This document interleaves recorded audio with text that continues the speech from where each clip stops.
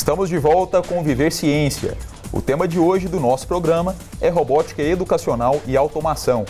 Nossos convidados são os engenheiros eletricistas Marco Antônio Asfalque e Tiago Henrique Vivas. Nós vamos ver agora um exemplo concreto de como a robótica pode ser útil no ensino da matemática. A disciplina foi introduzida nos cursos de licenciatura em matemática e matemática industrial no campus Catalão da UFG. E os resultados têm sido bastante positivos. Vamos conferir a reportagem. Cálculo é uma das disciplinas mais temidas pelos estudantes da área de exatas. O índice de reprovação é alto, chega a 80%. Para tentar reverter esse cenário, os cursos de matemática da Regional Catalão da UFG estão apostando na robótica. Licenciatura tem as disciplinas de núcleo livre, que estou ministrando agora, a robótica no ensino de matemática. E já na matemática industrial tem duas disciplinas, a robótica em si, que aí a pessoa aprende não só manipular o robô, como construir e saber as configurações, o que tem que ser, a matemática por trás da construção do robô. E depois o laboratório de robótica, que vai pôr isso em prática. Já o de laboratório de robótica voltado para ensino, é mais manipulação, voltando e fazendo atividades bem documentadas, bem escritas para conduzir o aluno a aprender matemática de forma mais lúdica. A iniciativa foi inspirada em uma experiência bem-sucedida desenvolvida nas escolas de Catalão da 5ª à 8ª série. A robótica ajudou os alunos do ensino fundamental no aprendizado da matemática e agora está fazendo o mesmo pelos universitários. O que a gente usa muito é tentar fazer o aluno se divertir no processo, sempre pensando nisso.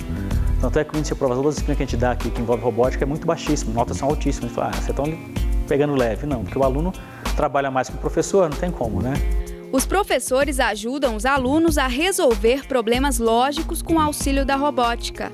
Essa metodologia tem conseguido fazer o que muitos estudantes brasileiros consideram improvável: tornar a matemática atraente.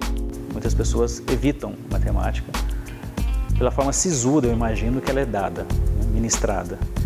Então a ideia é essa.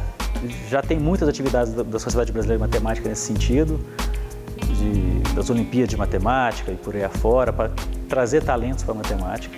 Mas a gente está vendo também que a gente, às vezes, perde pessoas para a matemática. Elas criam esse temor na matemática por estar vendo uma coisa muito chata. Tirar a mesmice da matemática, essa é a intenção, mas de forma séria.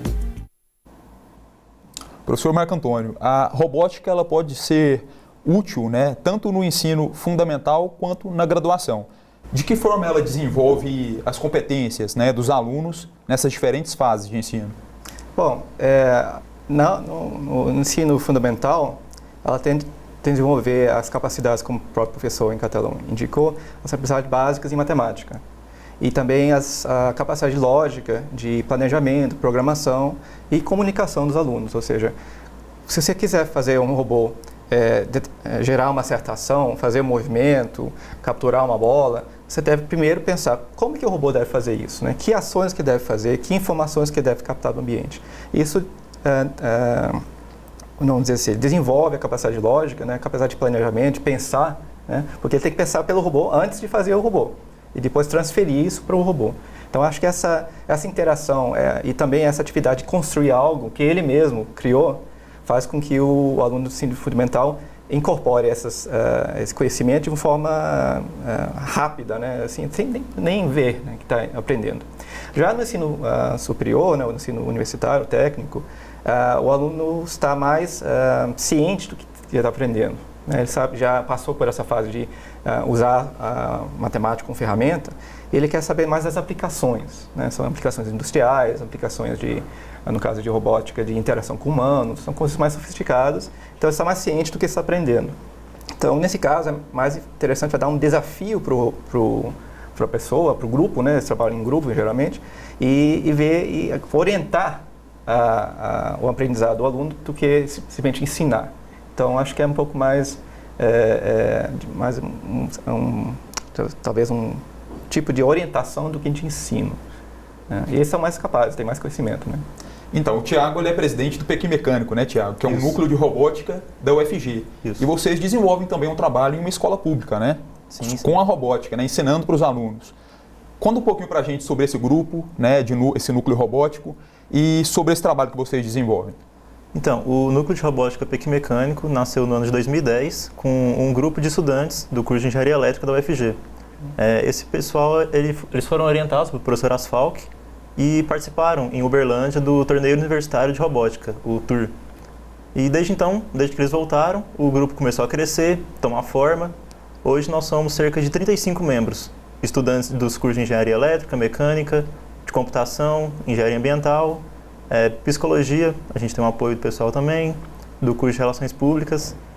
E o objetivo hoje, além de participar de competições nacionais, competições internacionais, nós também desenvolvemos projetos na área educacional, como o projeto da Escola Municipal Thelma Regina. A gente tem imagens, né, desse projeto, a gente vai acompanhar aqui. Pode continuar, Thiago. Vocês desenvolvem esse trabalho lá junto com as crianças? Sim, é um trabalho desenvolvido pelos membros do PIQI. Nós damos as aulas de robótica para as crianças, sob a orientação do professor Marco Asfalk. E também ministramos alguns mini cursos na área de robótica para o pessoal da graduação. Como o professor tinha dito, apesar do foco um pouco diferente entre fundamental e graduação, mas um aspecto interessante é que sempre que a gente vai ministrar um mini curso para graduação, a gente vê no olho do pessoal o mesmo brilho que a gente vê com as crianças, quando elas têm o primeiro contato com o robô. Esse trabalho que vocês desenvolvem com as crianças é com kits educacionais, né? Kits de robótica. Sim. Qual que é a resposta que as crianças dão a esse trabalho? As crianças dão a resposta mais positiva possível. Eles gostam de mexer com as peças, montar, eles mesmos fazer o trabalho, isso é um grande diferencial. E uma coisa interessante desses kits de robótica é que eles permitem que a criança erre. Então ele às vezes aprende mais fazendo uma coisa que não funciona, falando por que não funciona, né? E do que quando uma coisa funciona a primeira vez. Então traz o erro para a aprendizagem de uma forma benéfica, né? Geralmente quando você erra, você acha ruim, né? Eu tiro uma nota ruim, mas aí você erra e aprende mais. E isso tanto no ensino fundamental quanto no ensino superior, né? Aqui na UFG.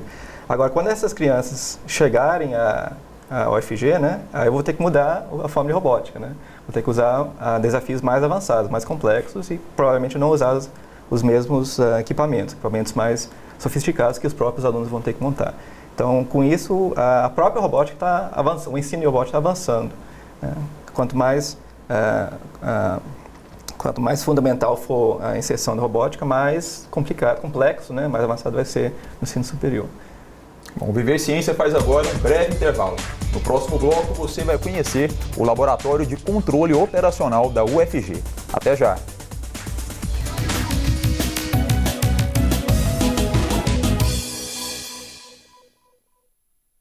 O doutorado é o nível máximo acadêmico que existe atualmente.